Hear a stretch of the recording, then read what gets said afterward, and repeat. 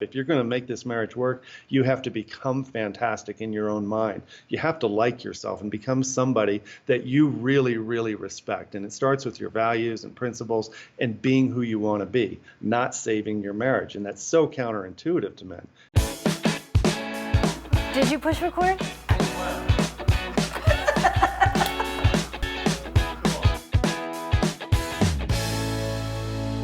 Thanks for tuning back into Second Act TV. Steve Horsmon is back with me for another segment talking love and relationships after 50, and specifically on this segment, how to diffuse the divorce bomb if you're one of the many, many millions of guys out there that was blindsided and is now facing gray divorce. Steve, thanks so much for joining me again. Oh, thank you for having me again. Appreciate it. I will link to our first segment. Steve is the creator and founder of Good Guys to Great Men, which is a platform, for men struggling in their relationships. And it's such a needed platform. Like you said, you're not a therapist. You've been there, you've done that, and you know what they're going through. So you even have a course on this topic because it is so big as it is on our channel, the whole issue of gray divorce, and everybody's pretty much familiar with the statistics on that now. But how do you counsel someone that comes to you just not knowing what to do? What's the first thing you do? The first thing you do is listen, right? Just like you would with any friend. And we treat men as if they're friends who just called. We don't put them into some stodgy waiting room waiting to talk to the doctor. This brotherhood is very important. We listen. We hear the story. We hear their tears. We hear the fear. We hear the detailed analysis of how he found out she was having an affair or how she told him she was done with him. We let him grieve. That's the first thing we do. And then we breathe with him and let him know that he's not alone. A lot of guys spend a lot of time alone, 3 a.m. Googling until they find out that there's a million men out there exactly like them. The first thing, right? Listen. And then we breathe with them. And we let them know that the most important thing that they don't realize at this very moment is that they're going to be okay, and that they're going to be even better than okay. But it's going to take time. And so all the anxiety and the fear and the shame and the tears and the arguments and the anger that you're feeling is going to go away. So we start there. Yeah. How did that feel, right? How does that feel just when we talk like that? Well, it's interesting, your approach, because what you're encouraging men to do is to be vulnerable with another man. Exactly. And we do that by showing our own vulnerability, sharing our story, sharing our 3 a.m. story of reading sexy text messages from another man to your wife and all the stuff. We get very, very specific just to put salt into that wound, because guys don't get into this work. They don't start really working on themselves until they've felt the intense pain of rejection, the intense feeling of failure. And I get gross with it. I say it's like your guts have been let out and you're slipping in your own blood. And that's when a guy takes his mouse and he clicks on Google and says, I need help. Because, the stereotype is men never go to the hospital. We never go to the doctor until we're just about dead. Right. Same is true as relationship problems. We think we got this until we don't. What they're doing whenever a man hears this news, I don't feel connected, I love you, I'm not in love with you, I need space, or I'm thinking of other men. What we first do is go into fix-it mode, but it's a very, very nervous, it's a very anxious, a very needy type of fix-it mode. And we call it the hummingbird. We use animal avatars. The hummingbird is the one who starts arguing, complaining, analyzing, talking too long, talking too much, asking who, what, where, when, why, how, and he won't let it go. And it's midnight and she wants to go to bed and he keeps her up for another 2 hours, and then he can't sleep and he wakes up in the morning, and I'm talking really fast to give you an idea of how we think. Our body is going crazy, and all we want is some relief to know that we're going to be okay. And that's a hummingbird. And the first thing we say is that, first of all, that sucks for you. So don't do that. The other thing is it's the worst kind of pressure she can feel, and you'll only drive her further away. And so the opposite of the hummingbird in our teaching is a mountain lion. He's very calm. He sees the bigger picture. He has a lower respiration and heart rate. He takes a few steps back. And he gets with people who know the way through this. He stops pestering her to try to get answers and resolution, and he finds out that he needs to slow down. And that's so counterintuitive because his biggest warrior mode is to speed up and kill something. So kill the other guy, kill whatever. Yeah, so that would be your first bit of advice for somebody listening right now that is, is in that situation. Just don't just step back. Step back. Yeah, hard to do. What then? Their thoughts. Well, the thing is that this is a thinking problem. This is not a logistics problem. It's not a physics problem or a math problem. Most of my guys are used to fixing really quick.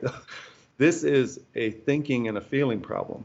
Thinking leads to feelings. We teach them the inside out way of living, and that is when you get control of the way your thoughts are making you crazy about what she said, what she's doing, what's going to happen, your dog, the kids, divorce, math. You're going to be living in a van down by the river, eating government cheese because you're going to be destitute.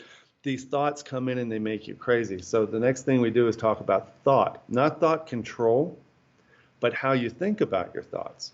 Because almost everything you think when you first get this news is wrong. It's bullshit. And your feelings are wrong too, that you suck, that you've screwed up, that you're a failure, that you're a mess, that you're undesirable. All of that's wrong too. Yeah. But your thoughts tend to try to make you think it's true. And so you do stupid stuff when you're in that. Yeah. What's so interesting I find about this conversation, really what you're describing is what women go through.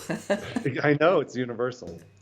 And men don't admit to that. I think there'll be a lot of women listening going, really? That he would never think like that. He doesn't care.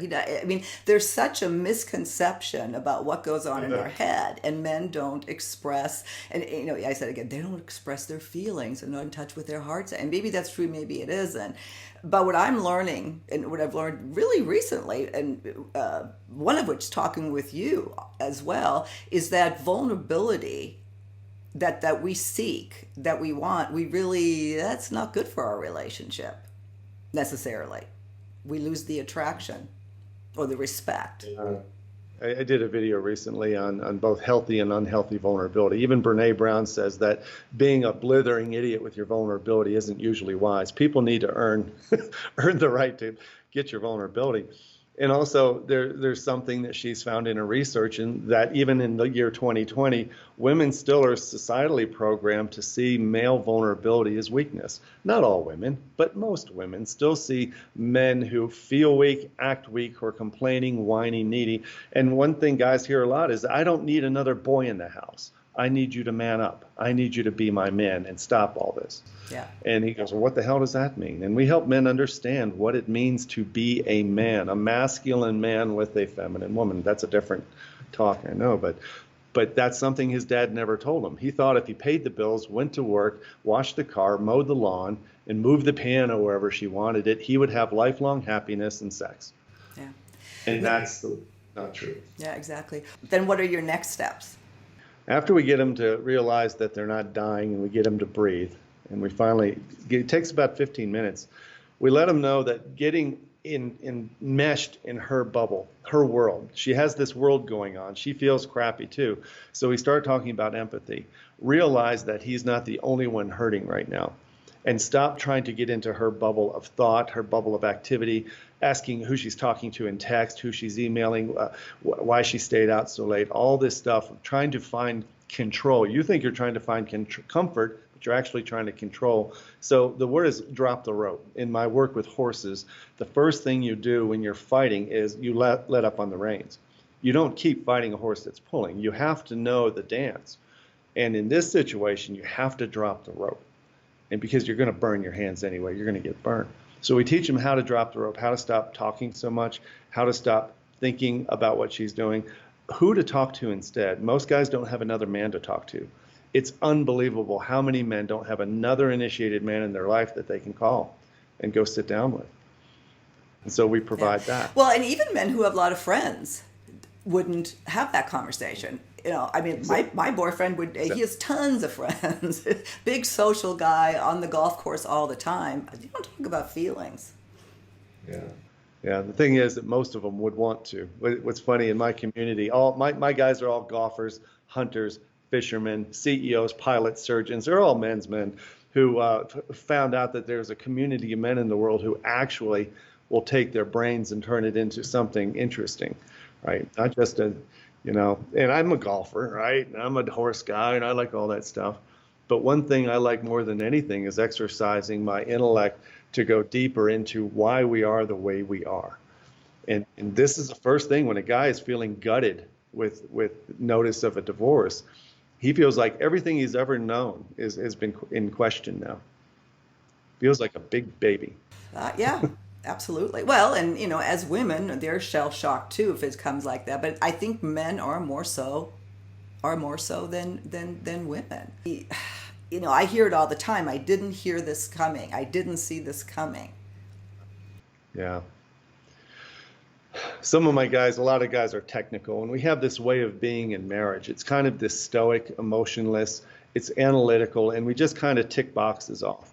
And after a woman starts the process of detaching and thinking she's not getting into this, and 2 years later she decides she wants a divorce, he's been doing some things, and this will make some guys mad, what I'm about to say, that there was a contract you thought you had if you just show up and make the money and be kind and wash your face, right, and help out around the house a little bit, that everything will be great.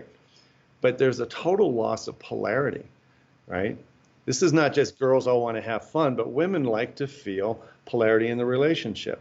And if a man isn't willing to take on the leadership role in the sex and romance department and the polarity department, that is being something other for her, instead of just the stoic warrior who mows the lawn and pays the bills, boredom sets in, routine sets in, and the whole question of, is this even the right man to marry? I don't know anymore.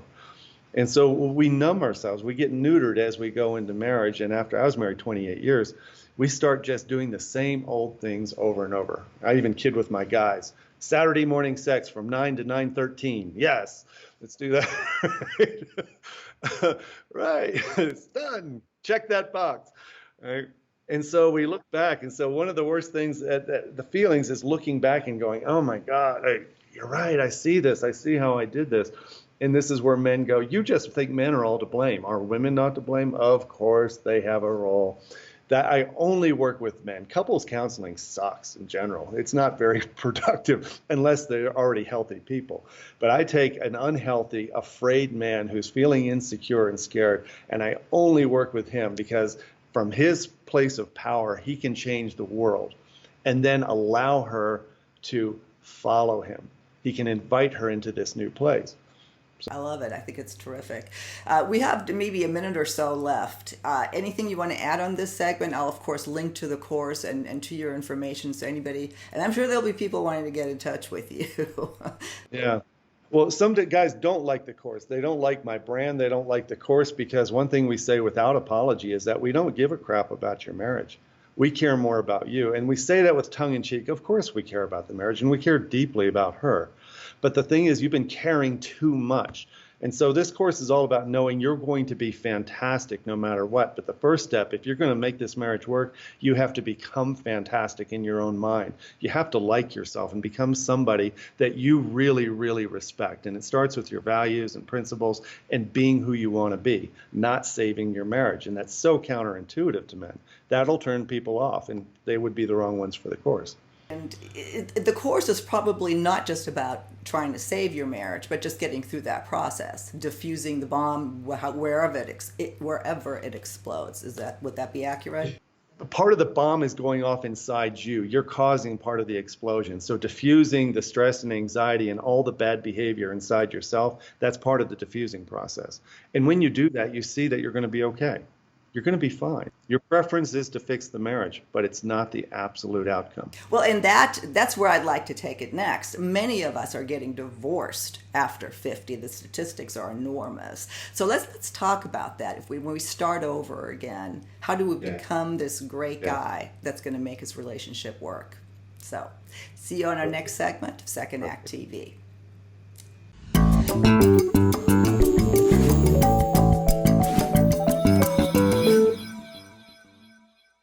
Thanks for joining us. If you haven't done so already, please be sure to subscribe to our channel. The button is right over here. Just click on through to YouTube.